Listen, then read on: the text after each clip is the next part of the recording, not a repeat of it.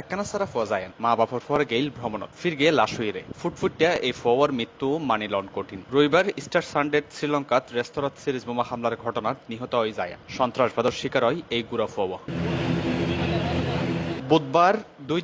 তারিখে জায়ানোর লাশবাহী গাড়ি বনানীত শেখ সেলিমর বাসাত পৌঁছায় আদরণ নাতির লাশ বুঝিলই নানা শেখ সেলিম এ সময় তিনি হান্নাই ভাঙি পড়ে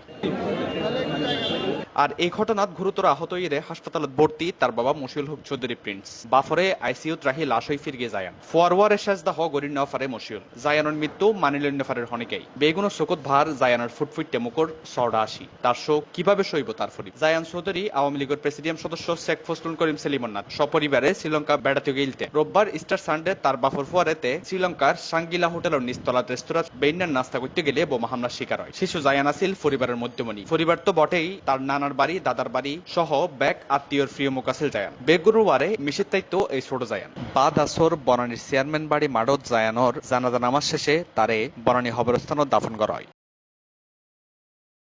desk news, C Plus TV.